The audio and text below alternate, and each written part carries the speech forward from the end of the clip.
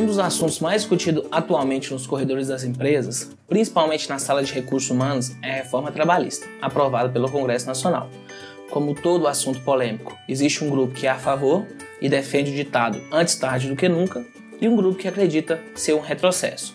Eu quero falar com você sobre quais foram as mudanças trazidas pela reforma trabalhista, principalmente no que diz respeito ao recebimento de honorários do perito judicial.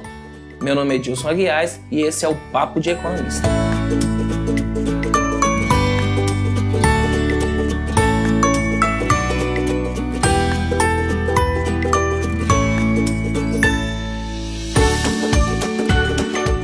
As alterações na CLT promovidas pela reforma trabalhista impactam na vida dos trabalhadores e dos empresários e trouxeram significativas mudanças para a nossa atuação enquanto peritos judiciais ou assistentes técnicos. Talvez a mudança mais significativa tenha relação direta com os beneficiários da assistência judiciária gratuita, foco dessa aula. Pela regra anterior, para obter o benefício da assistência judiciária gratuita, bastava preencher uma declaração alegando não possuir recursos suficientes para arcar com as custas do processo judicial, para que a pessoa passasse a ser beneficiária da assistência judiciária gratuita. Como o perito é um auxiliar da Justiça e a Justiça estava sendo oferecida gratuitamente, os honorários do perito deveriam ser pagos pela União, no caso da Justiça Trabalhista, seguindo uma tabela previamente definida pelo Conselho Superior da Justiça do Trabalho. Historicamente, os limites aprovados anualmente para o pagamento das custas dos beneficiários da assistência judiciária gratuita são insuficientes para o pagamento imediato de todas as solicitações de honorários. Dessa forma, todo ano são necessárias solicitações de créditos suplementares, cujo trâmite depende da autorização dos poderes executivo e legislativo, o que ocasiona um atraso inevitável no pagamento do serviço prestado pelos peritos. Ou seja, pela regra anterior, atuando na Justiça Trabalhista, você tinha certeza que iria receber, só não dava para saber quando isso iria acontecer. Nesse ponto, a reforma trabalhista trouxe uma importante garantia ao perito, profissional que não é servidor público e está colocando temporariamente seus conhecimentos à disposição do Poder Judiciário e espera receber por isso. O parágrafo 4º do artigo 790 da CLT passou a exigir a comprovação da insuficiência de recursos para o pagamento das custas do processo. Ou seja, agora não basta alegar que não tem recursos suficientes, é preciso comprovar por meio de declaração de imposto de renda ou até mesmo dos extratos bancários. De certo modo, todo mundo sabe que muitas pessoas que tinham condições suficientes para pagar as custas do processo preferiam assinar uma declaração de pobreza para se beneficiar da assistência judiciária gratuita. Outras pessoas, mesmo cientes de não lhe assistir direito algum, como bastava assinar uma declaração de pobreza, escolhiam ajuizar uma ação trabalhista baseada no princípio do se colar, colou, inundando o judiciário com questões esdrúxulas e sem a menor fundamentação. Ora, com a obrigação de se pagar as custas por aqueles que têm condições, menos pessoas estarão enquadradas na assistência judiciária gratuita. Dentro das alterações promovidas pela reforma trabalhista, o artigo 790-B foi alterado e prevê que a responsabilidade pelo pagamento dos honorários periciais é da parte sucumbente na pretensão objeto da perícia, ainda que essa parte seja beneficiária da justiça gratuita. Antes, o texto previa o seguinte: a responsabilidade pelo pagamento dos honorários periciais é da parte sucumbente na pretensão do objeto da perícia, salvo se beneficiária da assistência judiciária gratuita. Ora, há uma significativa mudança na legislação processual no que tange ao recebimento dos honorários do perito. Isso acontece porque, pela regra aprovada no Congresso Nacional, mesmo se a parte for beneficiária da assistência judiciária gratuita, é a parte perdedora que fica responsável pelo pagamento do trabalho do perito. Assim, com a vigência da nova regra, o perito não precisará mais entrar na fila e ficar esperando a União efetuar o pagamento dos seus honorários, tendo seu pagamento limitado pelo volume de recursos aprovados pelo Congresso Nacional a cada ano. Agora, é a parte sucumbente que será responsável pelo pagamento dos honorários do perito, independente de ser ou não beneficiária da assistência judiciária gratuita. Talvez a alteração mais importante esteja no parágrafo 1º do artigo 790 da CLT, que apresenta claramente qual é a limitação do valor pago a título de honorários periciais na Justiça do Trabalho. Parágrafo 1º. Ao fixar o valor dos honorários periciais, o juiz deverá respeitar o limite máximo estabelecido pelo Conselho Superior da Justiça do Trabalho.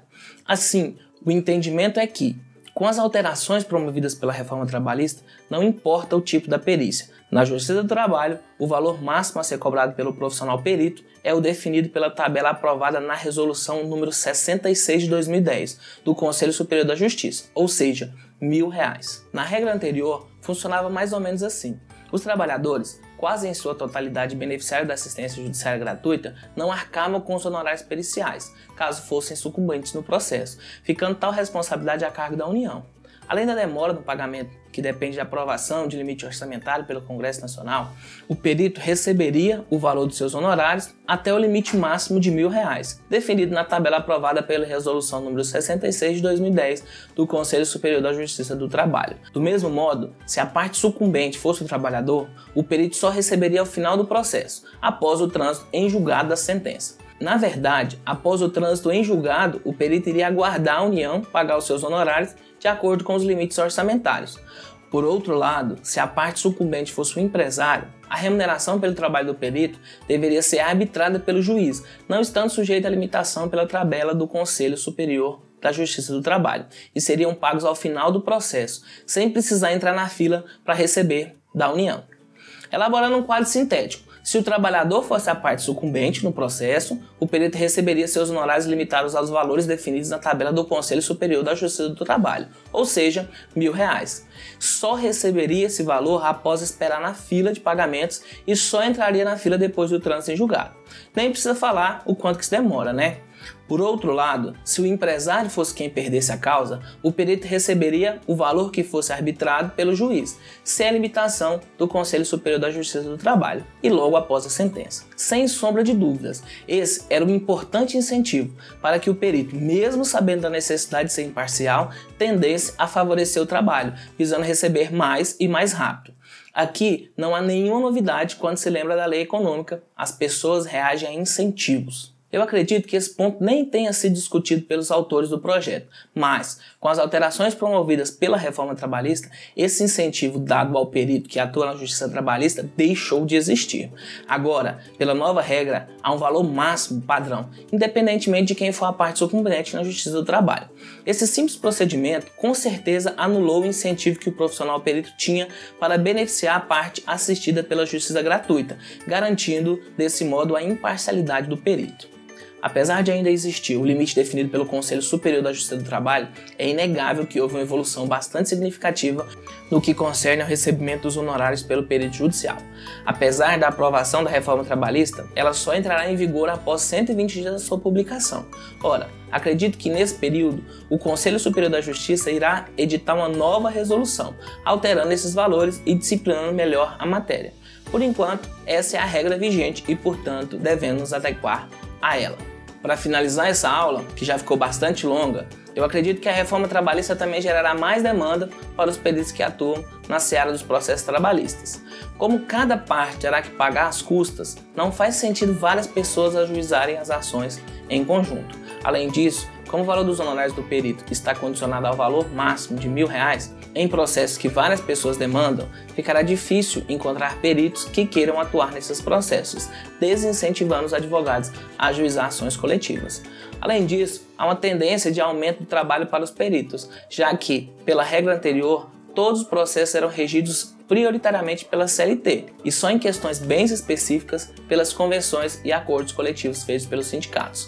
Pela nova regra, os acordos feitos pelos sindicatos passam a ter força de lei nas matérias que lhe forem permitidas, ou seja, agora as questões controversas serão bem mais específicas, posto que poderão ser objeto de acordo entre as partes, o que vai demandar ainda mais pessoas com conhecimentos especializados na matéria em análise.